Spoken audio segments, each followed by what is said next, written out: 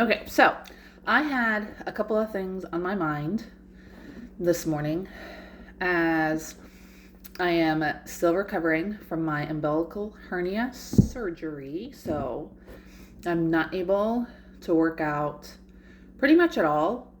I guess depending on what you call a workout. I've been able to do some walking.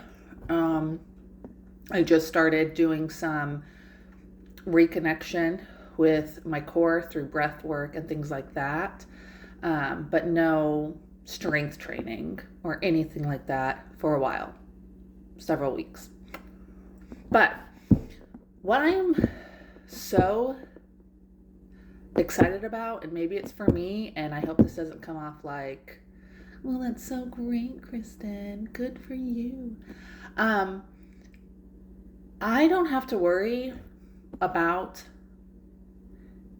gaining weight. And you know, we all kind of do the thing in our head where day to day and depending on our cycle and, oh, I look really good. And then the next day you're like, oh, what is that? You get in your head and we shouldn't be in our head. So we need to try to rectify that. But your nutrition is at a good place and you have great eating habits, you have a good relationship with food, you don't have to be worried about gaining weight. And the thing that sparked this video, and I feel like I'm all over the place, but the thing that sparked this video is I saw a video the other day and it was basically when you eat food, we shouldn't treat it as like every time you eat it, it's just the most delicious thing that you have ever had in your life. Um, I don't really treat food like that, but I don't also look at food like that. So I'm also not going to say people don't view food like that. And this isn't like good versus bad. Like, what's a bad thing? I'm not doing any of that. I just know that people view food differently, how they approach food. They, look at it different. There's culture values when it comes to types of dishes, coming together over a meal. There's a lot of stuff when it comes to food. So it's not just good versus bad, black versus white. It's really gray with a lot of that. But what prompted me to kind of and I've been like chewing on this idea for a while because it's just been in the back of my head. I don't, when I eat my food, I'm not like, I mean, it's okay, but I'd rather have XYZ. And that's when I feel like you get to a point when you can figure that out. That's like you've made it because you know exactly what you like to eat in a way that supports the goals that you want in your life for your health and fitness journey. That's the goal. Because then it takes away the worry and the shame and everything that comes with if you make a bad choice when it comes to what you're eating. And so there aren't meals that I really eat that I'm like, okay, let me just get this down. Now, I have tried to eat more, and that's been very beneficial because I was under eating, especially for my activity level. And with the surgery that I had, I was kind of more nervous, but I was like, I'm just gonna lean into, eating the foods that I ate before my surgery, which are all foods that were supporting my strength training goals. And then I've just kind of adjusted. I haven't done anything super rigid or I haven't tracked anything because it's not about right now those goals. It's about recovering from my surgery, letting my body heal, eating when I'm hungry. When we have a pizza night, I'm going to eat the pizza. If someone brings ice cream, I'll have some ice cream. So I think it's also really clear I'm not denying myself anything. And I still have abs when I'm not flexing. Super active before, That was a huge goal of mine. But I'm telling you, when you can figure out the nutrition piece, it's such a game. It's the game changer. It is the thing that is going to just, like, honestly, it's going to rock your world, because I will look in the mirror, and, I've been checking inflammation and, how the surgery, the scarring and all that's going. And I'm like, I still have the body composition that I had before my surgery.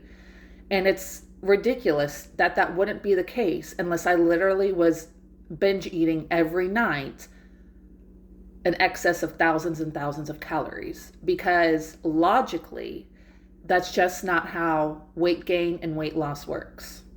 But in our minds, we think, if I eat that dessert 3 nights in a row, it's just going to undo everything.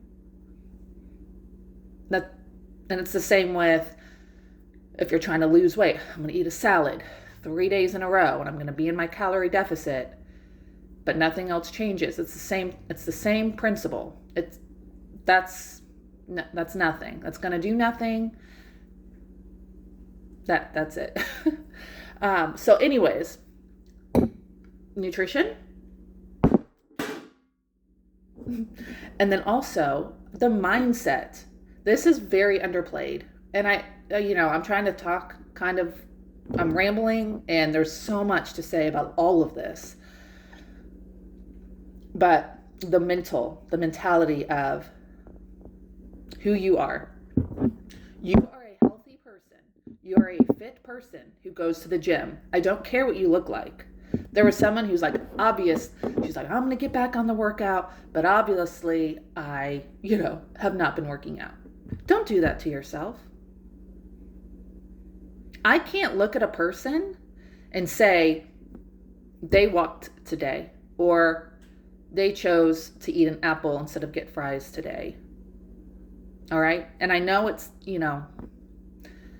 the self-consciousness, like talking to going to the gym. And then, if you go to the gym, you're going to have this ideal physique.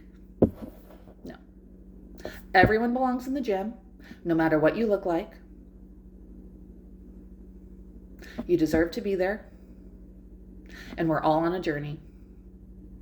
And we're all going to be on this journey trying to figure this life out until we die. And that's that. So, it's like the mentality change of, I'm trying to do this. I'm trying to be this person. No, you are. You are that person. You are the person that goes to the gym. You are the person that takes your walk every day. You are the person that chooses an apple over French fries. Or you're the person that chooses the apple 5 days of the week, and then on Friday you get French fries because you want French fries, and then you move on. That's it. So I think the point of the video, really, and mentality is key, but when you get food that you enjoy eating, that support your health and fitness goals, that is it. I am happy to help you. Okay? And it might be a transition of new habits that you have to put in to support the food. But this is a Greek yogurt bowl with extra chia, some protein powder, and granola. It's probably, I don't even know, at least 50 grams of protein and good amount of fiber. And this is going to keep me full for probably the next 3.5 hours, and I won't even think about food. But this took me literally 5 minutes to put together, because it's just mixing the stuff together and then eating it. And it's delicious. It's a coconut granola from Aldi that I adore. I do.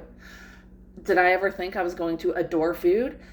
But it's delightful, and it is delectable if you like coconut. And I don't even like coconut that much. When I see coconut flakes on a dessert, I'm like, but the granola, delightful. And it took 10 minutes. There's another overnight oatmeal that you do have to prep the night before. But you can prep for the whole week. And it probably takes, for someone like me, who I feel like is kind of scatterbrained, trying to put stuff together, 10 minutes. And then you got all of your breakfasts for the whole week in 10 minutes. You know, I know lunch and dinner is a different thing, but yes. So, yeah, it's delightful.